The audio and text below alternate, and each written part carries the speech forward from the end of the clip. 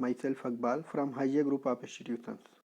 बच्चों, आज हम लोग इन्वायरमेंटल पोल्यूशन पढ़ेंगे, जो कि यूनिट 3 है इन्वायरमेंटल साइंस का। चलिए शुरू करते हैं। सबसे पहले हम कंटेंट्स की बात करेंगे कि हम इस यूनिट में क्या क्या पढ़ेंगे।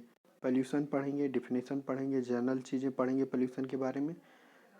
उसके बाद टाइप्स ऑफ पोल्यूशन पढ़ेंगे, like air pollution, marine pollution, land और soil pollution, noise pollution, thermal pollution, nuclear pollution, effect of pollution on human and environment, and also we can study here a control of pollution। pollution को कैसे control करेंगे वो भी हम इसी में पढ़ेंगे।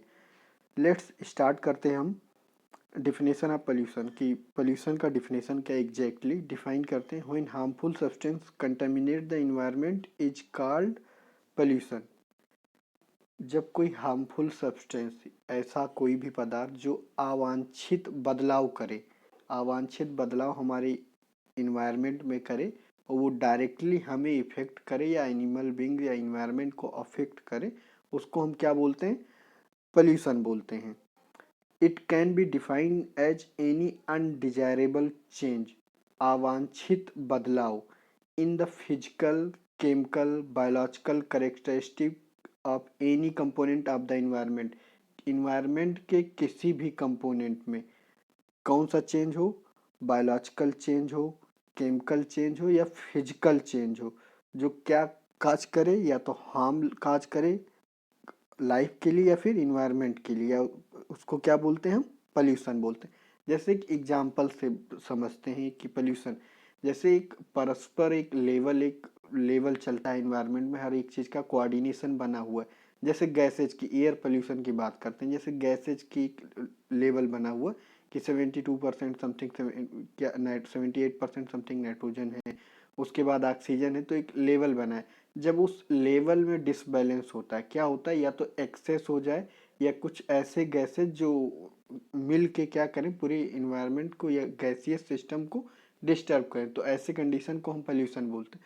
अब पोल्यूशन के अलग अलग टाइप्स होते हैं। जैसे कि अगर हम सॉइल में पोल्यूशन हो रहा है तो उसको सॉइल पोल्यूशन बोल रहे हैं, एयर में पोल्यूशन हो रहा है तो एयर पोल्यूशन बोल दे रहे हैं, वाटर पोल्यूशन हो रहा है तो वाटर पोल्यूशन बोल दे रहे हैं। ये सीधी सी बात थी पोल्यूशन, यानी अनडिजायरेबल चेंज। सीधी सी बात है, अनडिजायरेबल चेंज, इसको हम क्या बोलते हैं? पोल्यूशन बोलते हैं। अब टाइप्स हमने पहले भी बताया, कंटेंट्स में एक बार फिर से टाइप्स के बारे में बताते हैं। सबसे पहले हमने पोल्यूशन देखा, उसके बाद सबसे पहला pollution air pollution, second one है वाटर पोल्यूशन, थर्ड है marine pollution, thermal pollution, soil pollution, also land pollution, noise pollution and nuclear pollution. ये ओवरऑल टाइप्स हैं जिनके बारे में हम फर्दर एक एक करके डिस्कस करेंगे। सबसे पहले हम क्या करेंगे? एयर पोल्यूशन के बारे में डिस्कस करते हैं कि एयर पोल्यूशन क्या होता है, जिसको सीधा सा हिंदी का मतलब होता है वायु प्रदूषण। कि वायु प्रदूषण क्या होते हैं? What is atmosphere?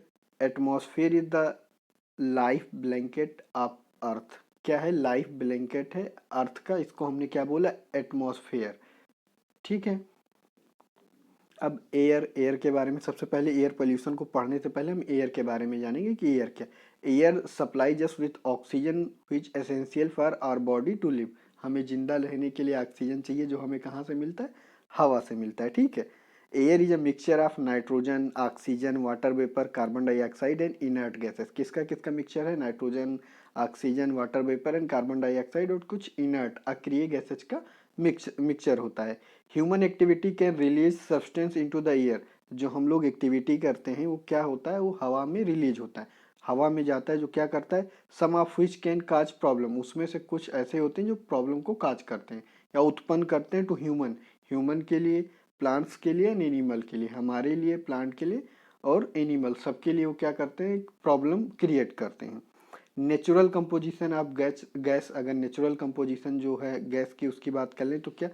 नाइट्रोजन, जैसे आप इस डायग्राम में देख सकते हैं, नाइट्रोजन 78.1% है, ऑक्सीजन जो है 20.9%, organ 0.9%, carbon dioxide 0.035%, other gases में 0.065% है। ये टोटल आप लेवल देख सकते हैं। इस लेवल अब इसी लेवल, मान लिया इसी लेवल में क्या हो, कुछ ऐसे गैसेज आए जो बढ़ जाए, उनका लेवल बढ़ जाए और वो अनडिजायरेबल इफेक्ट प्रोड्यूस करें या इफेक्ट करें इन्वायरमेंट पे, ह्यूमन पे या एनिमल पे, इसको क्या बोलेंगे हम, पोल्यूशन बोलेंगे, एयर पोल्यूशन बोलेंगे।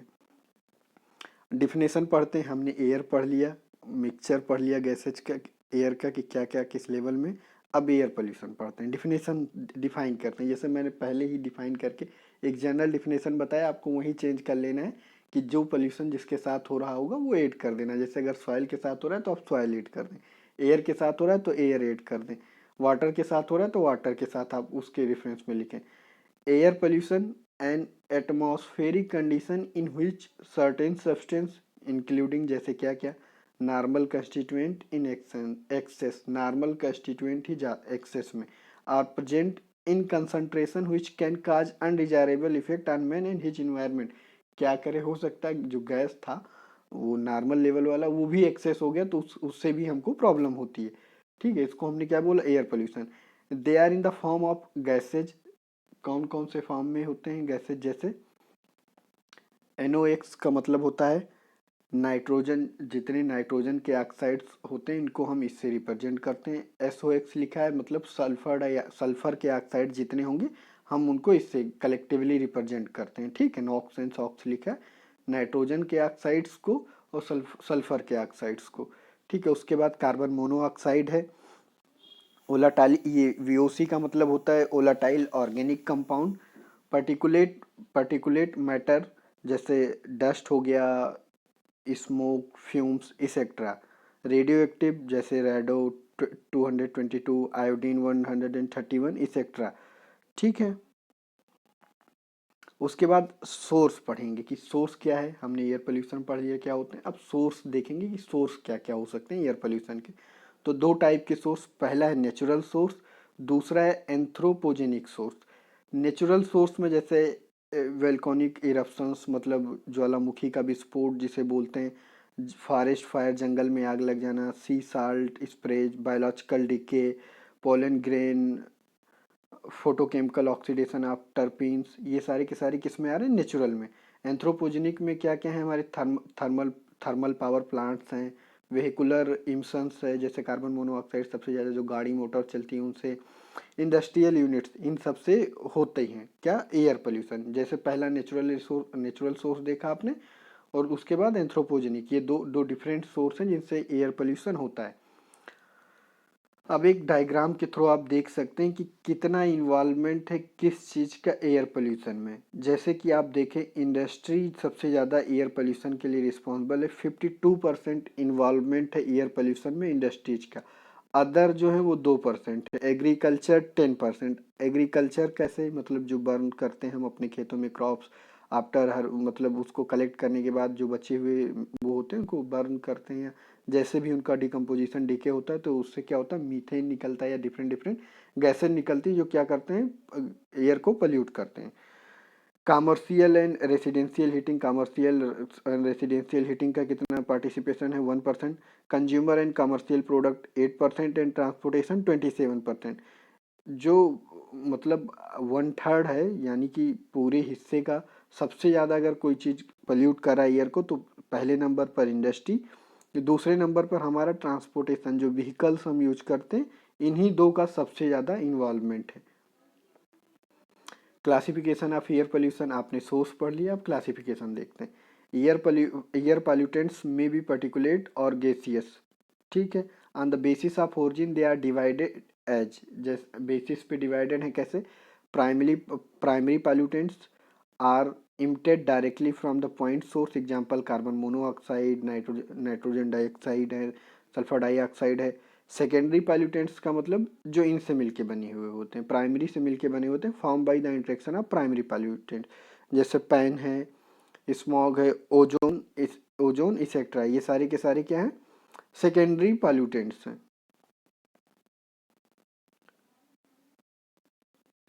इंडोर एयर पोल्यूशन, अब इंडोर एयर पोल्यूशन की बात करेंगे। Many people spend large portion of time indoor as much as 80 to 90% of their life, अपने 80 से 90% जीवन का टाइम कहाँ व्यतीत करते हैं, घरों में या इंडोर में। इसका इस लाइन का सीधा सा मतलब यही है। वी वर्क स्टडी मतलब हम काम करते हैं, पढ़ते हैं, खाते हैं, पीते हैं, and sleep in in enclose environment which are circulation may be restricted, जहाँ का सर्कुलेशन क्या होता है, रेस्ट्रिक्टेड होता है। हर जगह की बात नहीं, हम बहुत सारे ऐसे हम अब इस टाइप के घर बनाते हैं जहाँ प्रॉपर वेंटिलेशन होता है, लेकिन फिर भी समहाउ रिस्ट्रिक्शंस होता है। Children women more expose to risk, जो चिल्ड्रेन होते हैं या और महिलाएं होती हैं वो ज़्यादा एक्सपोज होती हैं इस इन्वायरमेंट से, क्योंकि उनको हमेशा घरों में ही रहना होता है। रेडान गैस है जो इंडोर एयर पोल्यूशन का वो है, वो हम उसकी बात कर रहे हैं। Burning up dung cakes for fuel, wood kerosene, ठीक है, लकड़ी या मिट्टी का तेल या जो कंडा जिसे बोलते हैं उसको हम जलाते हैं फॉर फ्यूल के लिए, ये सारे के सारे क्या करते हैं, एयर पोल्यूशन करते हैं। Incomplete combustion produce carbon monoxide, cigarette smoke, cigarette जो लोग पीते हैं। अब एक ये डायग्रामेटिक रिप्रेजेंटेशन है कि कैसे एक स्टेब्लिश घर, एक स्टेब्लिश होम जो है जहाँ सारी की सारी एक्टिविटी हो रही है, उनका कैसे इन्वॉल्वमेंट है एयर पोल्यूशन में। आप इस डायग्राम से देख सकते हैं एक वेल मैनर में क्या है, डिफाइन है। जैसे सबसे पहले हम इसकी बात कर लेंगे, हमारा व्हीकल है, ये सब तो ठीक है, अपनी अपनी जगह सब कुछ ना कुछ रिलीज करें। इसकी हम एक इसकी बात कर ले रहे हैं, carbon monoxide fume from the attach garage, ठीक है, यहाँ से क्या अटैच गैरेज है, अभी यहाँ गाड़ी खड़ी है तो नहीं चलेगी, तो ये क्या कार्बन मोनोऑक्साइड रिलीज ही रिलीज करेगी। ये सिगरेट का दिखा हुआ है, second cigarette smoke contains some 4000 chemicals, ठीक है, ये सिगरेट से हो रहा है। उसके बाद डिफरेंट डिफरेंट आप देख सकते हैं कि कैसे ये पोल्यूशन काज कर रहे हैं, एयर पोल्यूशन। अब बात करेंगे इफेक्ट ऑफ एयर पोल्यूशन की। इफेक्ट क्या होता है एयर पोल्यूशन का। एयर पोल्यूशन अफेक्ट्स, क्या अफेक्ट करता है, ह्यूमन हेल्थ को, एनिमल्स को, प्लांट्स को, मटेरियल्स को, एंड लास्ट में इन्वायरमेंट्स को। ये क्या है, अफेक्ट है किसका, एयर पोल्यूशन का, किसके किसके ऊपर, ह्यूमन हेल्थ पे, हमारे ऊपर अफेक्ट करता है, एनिमल्स पे एज वेल एज अफेक्ट करता है, प्लांट्स पे भी अफेक्ट करता है, मटेरियल पे भी अफेक्ट करता है, इन्वायरमेंट को तो कर ही कर रहा है। अल्टीमेटली जो सबसे मेन प्रॉब्लम है तो यही डिस्कस करते हैं। अब इफेक्ट आप उस इंडिविजुअल की बात कर ले रहे हैं कि कैसे अफेक्ट हो रहा है। Main problem are related to respiratory tract, जैसे क्या हो सकता है, asthma, hay fever and other allergic disease. ये एयर पोल्यूशन से ये प्रॉब्लम हो सकते हैं, क्या, asthma, hay fever and other allergic disease, और भी बहुत सारी चीज़ें होती हैं, डिस्कस करते हैं। इरिटेशन ऑफ आइज क्या हो सकता है, दूसरा इरिटेशन ऑफ आइज, आँखों में जलन हो सकती है। नोज एंड थ्रोट, नाक और गले में burning sensation of irritation feel कर सकते हैं।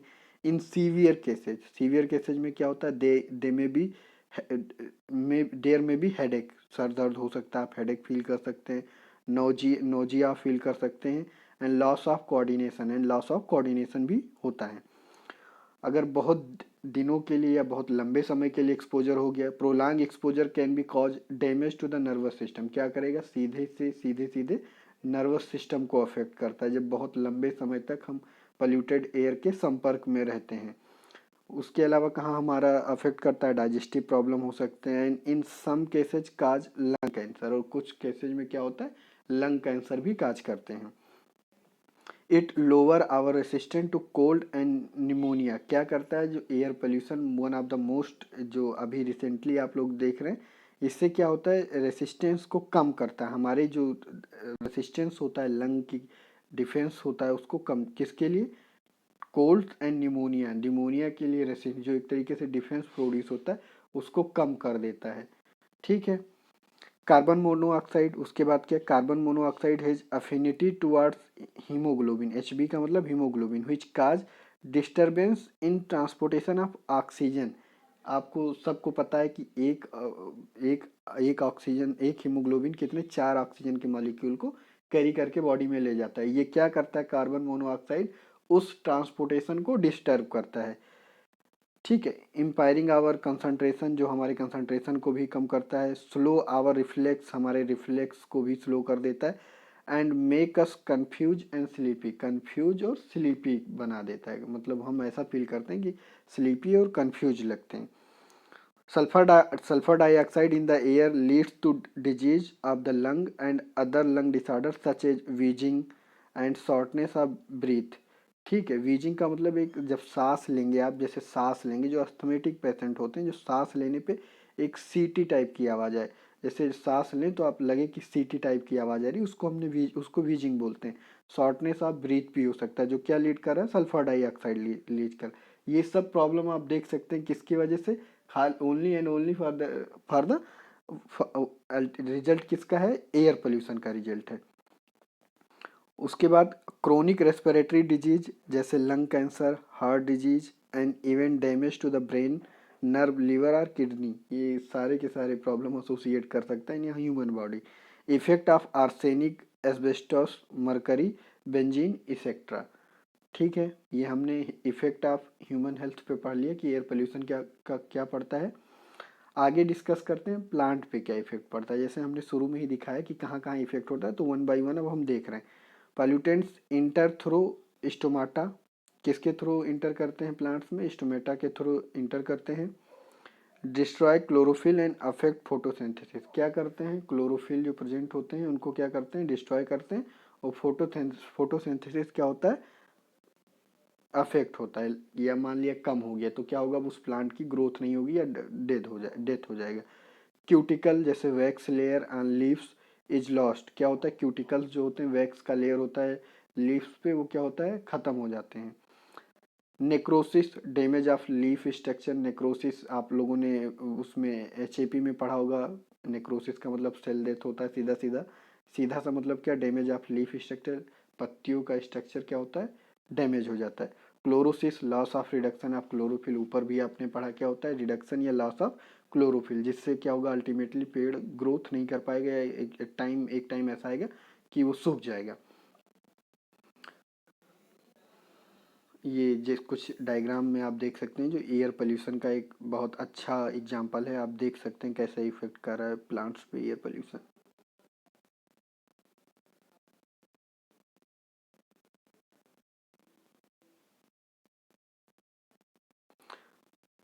थर्ड वन है हमारा affect on animal and materials, कि अफेक्ट ऑन एनिमल और मटेरियल्स पे।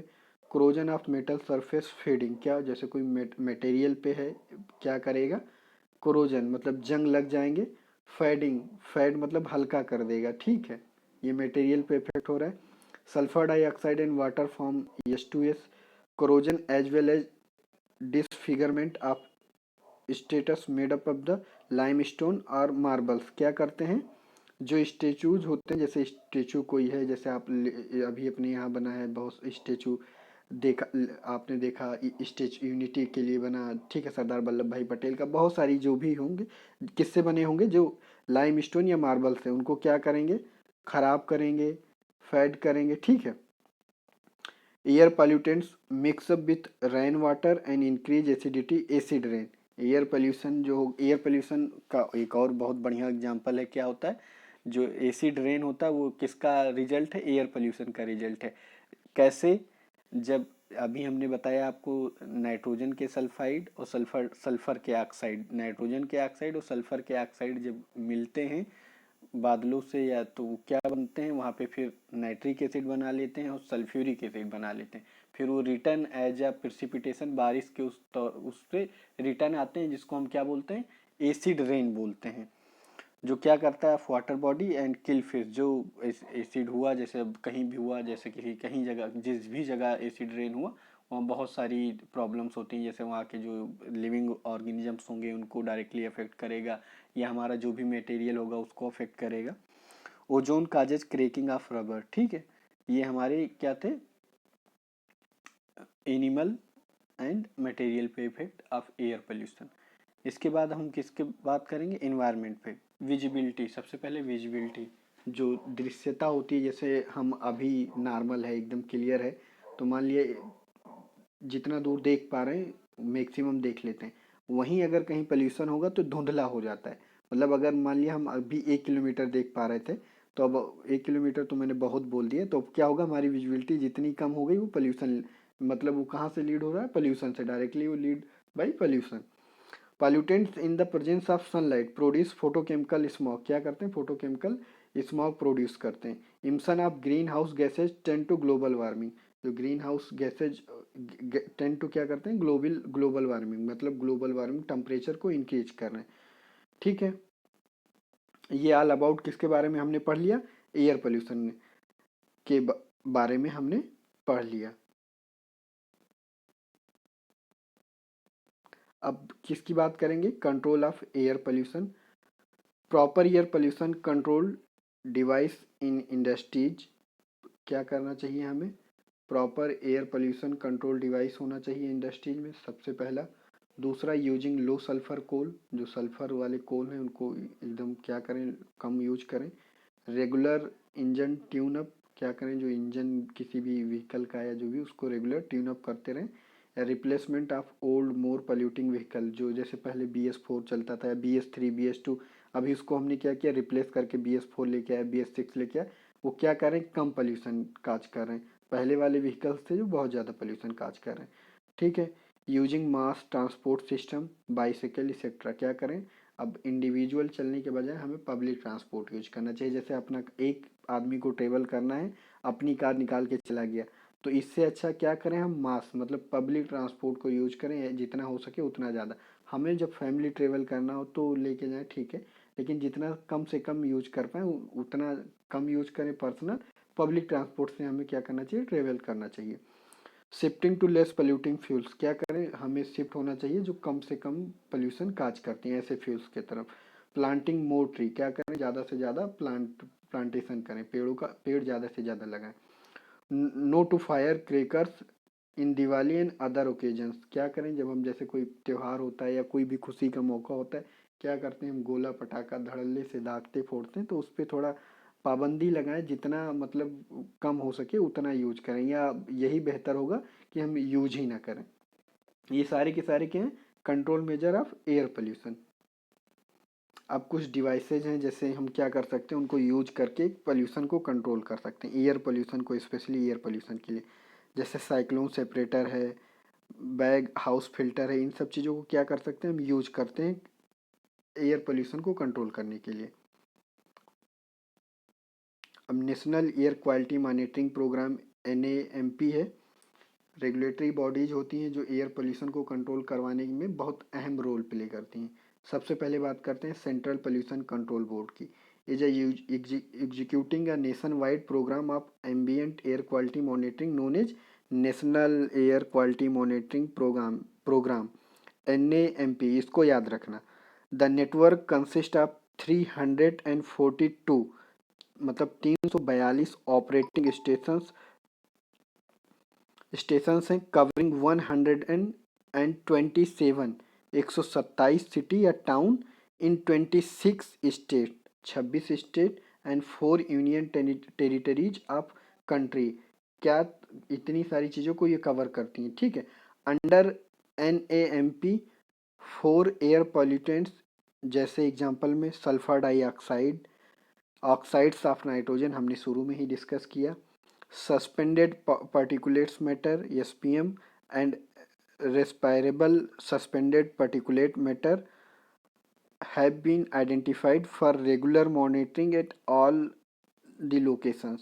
जो ये आइडेंटिफाइड हमारे मैटर्स हैं, इनको क्या कर लिया है, NAMP ने आइडेंटिफाई कर रखा है, और मेनली उनका ये फोकस रहता है कि इसके लेवल को कैसे हम एयर में कम से कम रख पाएँ। हर कंट्री, सॉरी, इस देश के हर स्टेट में ये बॉडी अपना काम इफेक्टिवली कर रही है, ठीक है। The monitoring of meteorological parameters such as wind speed, हवा की गति, एंड विंड डायरेक्शन, हवा की दिशा, रिलेटिव ह्यूमिडिटी, उसकी नमी कितनी है, relative humidity, and temperature were also integrated with the monitoring of air quality. Air quality के साथ साथ क्या करते हैं हम, उसकी गति को, दिशा कौन सी है, उसकी रिलेटिव ह्यूमिडिटी क्या है, और टेम्परेचर पे भी ध्यान रखते हैं। ये कौन कर रहा है, ये national air quality monitoring programme NAP, जो देश के हर स्टेट में और प्लस 4 यूनियन टेरिटरीज हैं वहाँ काम कर रहे हैं, ठीक है। ये ओवरऑल हमने पढ़ लिया क्या, एयर पोल्यूशन के बारे में। अब हम नेक्स्ट पढ़ेंगे वाटर पोल्यूशन के बारे में।